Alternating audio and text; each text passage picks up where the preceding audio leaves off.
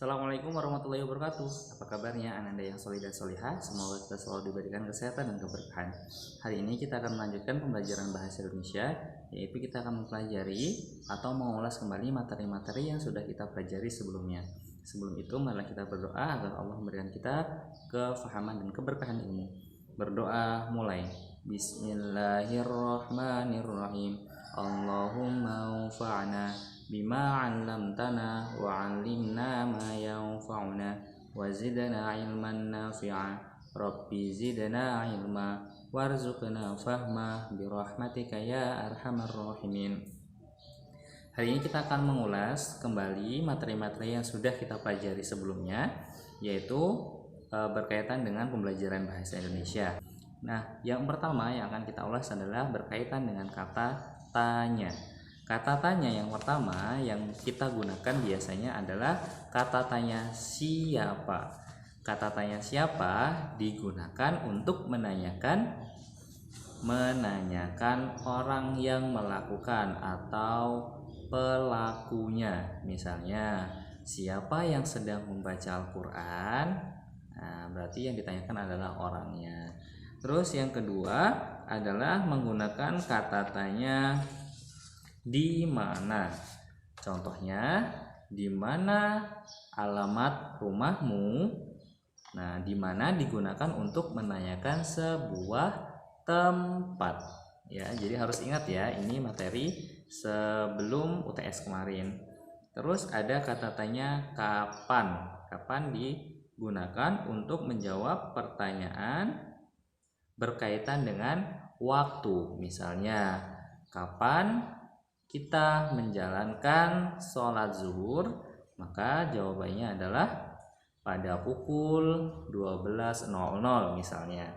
Ya, jadi kapan digunakan untuk menanyakan waktu.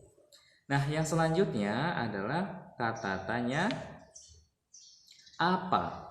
Apa digunakan untuk menanyakan sebuah pekerjaan. Misalnya, apa yang sedang dilakukan oleh Khadijah?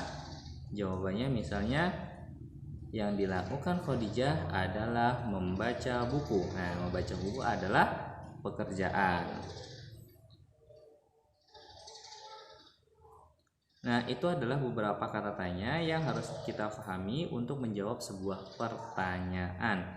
Selain kata tanya, kita akan mengulas kembali tentang kalimat meminta izin. Ya, baik meminta izin meminjam suatu barang atau meminta izin ketika kita ingin melakukan sesuatu. Misalnya ketika meminjam barang, kemarin sudah dipelajari, bolehkah saya meminjam bukumu?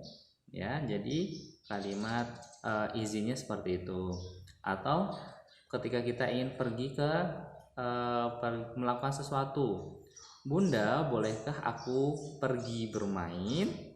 Bunda, bolehkah aku pergi bermain? Nah, itu juga termasuk ke dalam permintaan izin. Misalnya juga di kelas, Ustadz, bolehkah aku ke toilet? Nah, itu juga adalah kalimat meminta izin. Nah, diingat kembali ya kalimat meminta izin.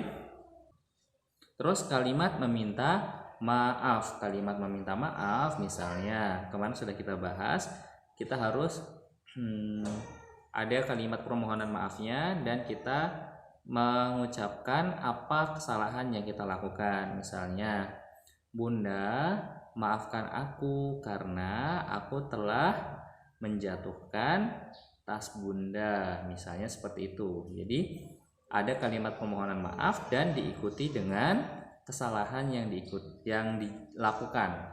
Ayah, aku minta maaf karena telah menjatuhkan HP ayah. Misalnya seperti itu ya.